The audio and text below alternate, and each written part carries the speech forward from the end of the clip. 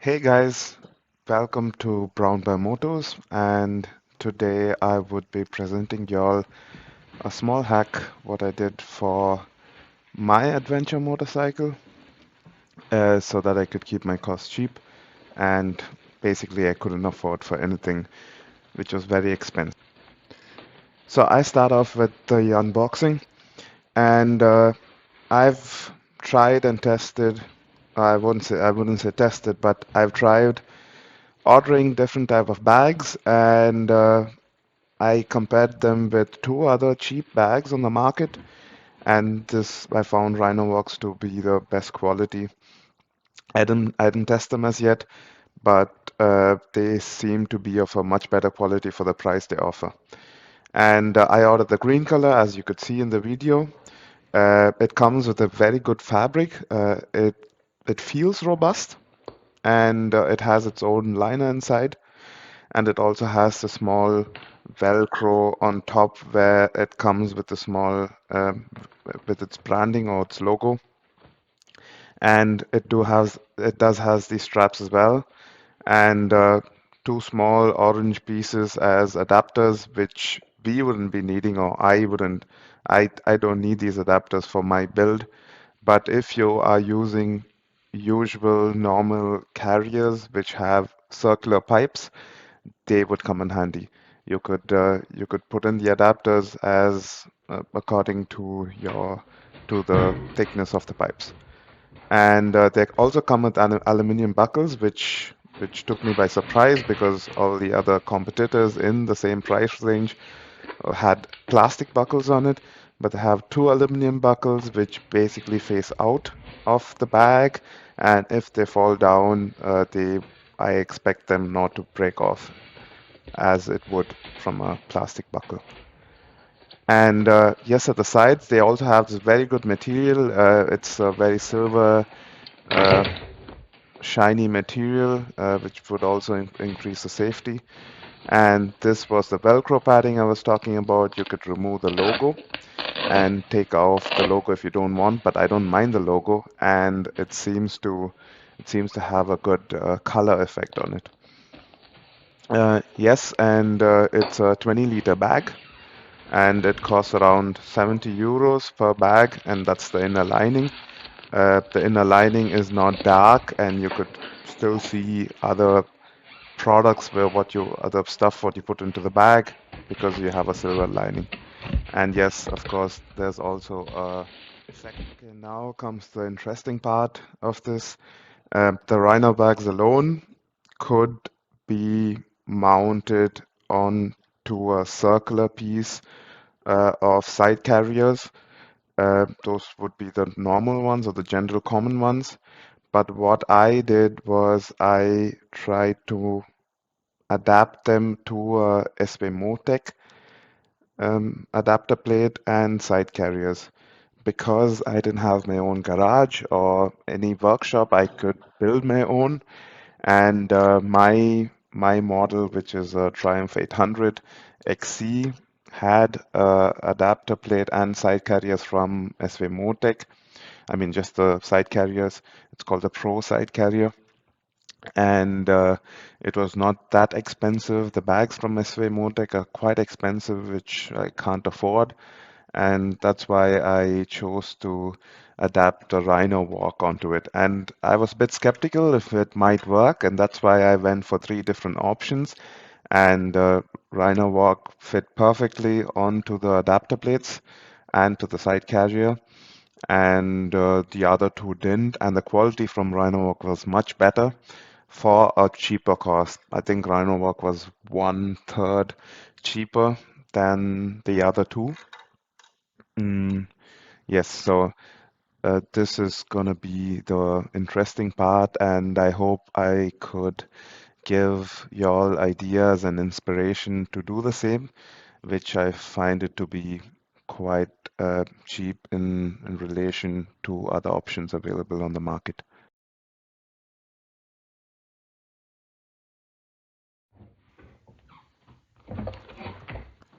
So let's get going with how do you mount the adapter plate into the Rhino bags. So as you could see here, that is one part of the SW-Motech Sys bag WP large adapter plate. And first, you need to find the right adapter plate for the right side of the bag. You have a left and a right, and find the right side of the bag and align the adapter plate so that the, the small lock or these two locks, which is kind of orange in the video, from the Rhino bags go through the slots in the adapter plate. You would recognize this as soon as you buy your own and you see it, and somehow SW-Motech and Rhino Walk bags, they have they fit perfectly. They have even these slots where the mechanism from the Rhino bags literally go through. Now, after you align them, find the right strap.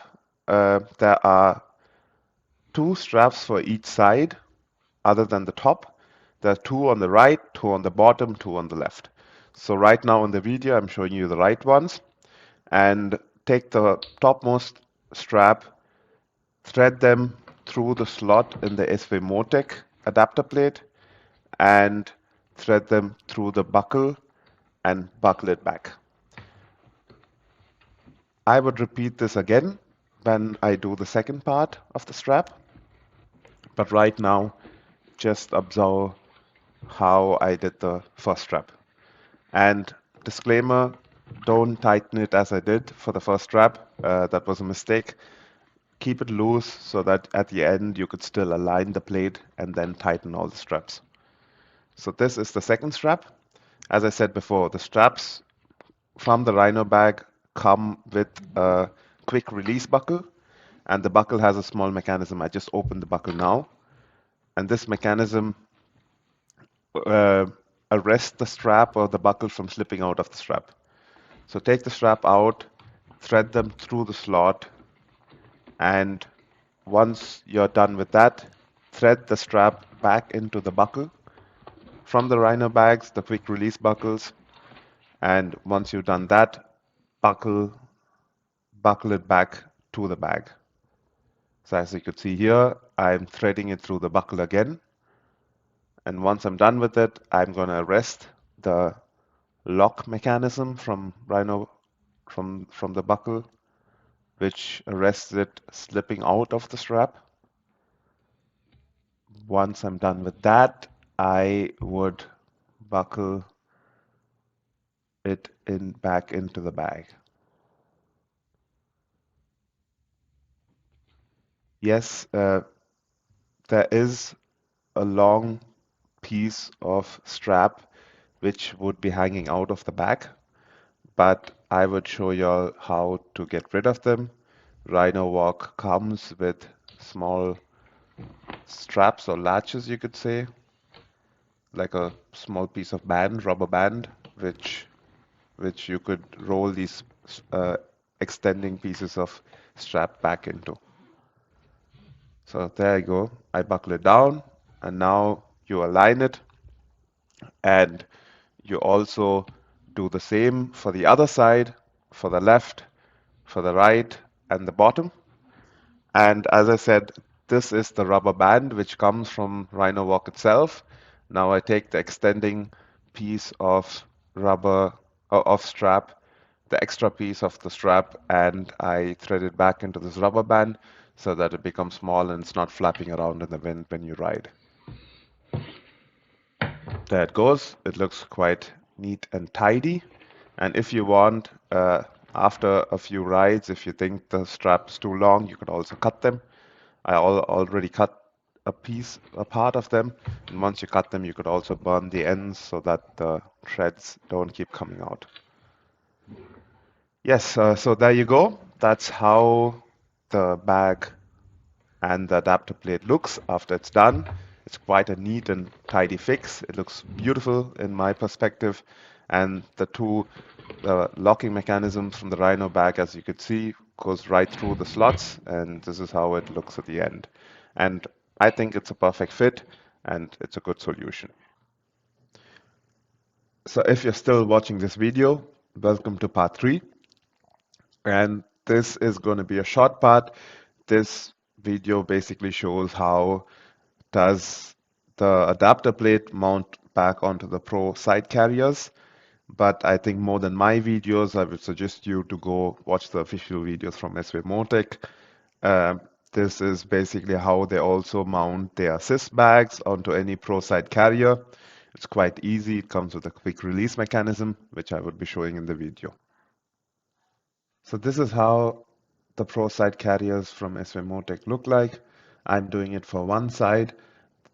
They come with four metal notches which clip on to the SW-Motech clips from the adapter plate, and I'm trying to get it into order here, and it's quite an easy fix, and this is how it looks like once it's fixed. And you could take them quite easily on and off with just with one finger. There's a lock which comes in one of those clips, and as soon as you press them, it unclips, it unlocks itself, and then you could take out just the bag and the adapter plate, which is pretty cool and handy if you want the carriers to be on the bike and you just want to remove the bags and go into your rooms or your tent, then this is quite a good solution. So what's the cost of the whole setup? As the YouTube title says, it's affordable. I mean, it's still not pretty cheap, I would say, but when you go for a soft pannier option, I couldn't find anything else which was as robust, as efficient to unload, as easy to mount than this setup. I tried with three other options, and this was the best I could find. So first is the bags. The bags cost around 170 euros for both of them, which are 20 liters each. There's also something for 25 liters. I'm pretty sure they would fit on the adapter plate as well. But I also go a bit off-roading, gravel roads and such, and sometimes single track, and I don't want massive bags sticking out of the sides. And that's why I went for the 20 liters, and I found them to be quite sufficient. You could pack quite a lot in 20 liters. So if you're very new to soft panniers and luggage systems as well, I would suggest you all to go for 20 liters. So 20 liters on one side, so I mean 40 liters completely as a whole. And then the adapter plates for the Sys bag from SW-Motech cost 50 euros each, which is of a total comes around 100 euros. And then you have the SW-Motech Pro side carriers, which are 250 euros. So when you sum them all up, you get 520 euros for the entire setup. As I said before, it's affordable if you don't have a workshop. If you do have a workshop, you could get probably just for the side carriers, the round circular tubes, you could get them for 100, 150 euros for both sides, but then you need to adapt them to your motorcycle because they come in a universal fit. And if you have a workshop, go ahead, get them for 150 euros, and you could still attach the Rhinowalk bags onto it, and you could save around 200 euros. So it would be 320 euros in total. But I don't have a big workshop. I can't modify the side carriers. I have a Triumph 800, and these Pro side carriers are for the Triumph 800, which cost 250 euros. And I think for what they are and how they're built, they're quite worth the money. And I also saw for the latest models, the Tiger 1200, it's 280 euros as of now. And I still think it's not that super expensive. Uh, so yes, I hope you liked the video, and this would be my first video and first time narrating to a screen.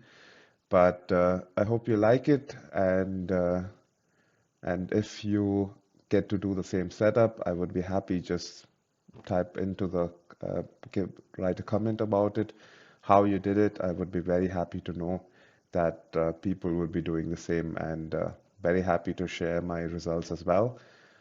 I would also be posting another video how it holds up to rain when that happens, and how it holds up to crashes. I do crash quite a lot.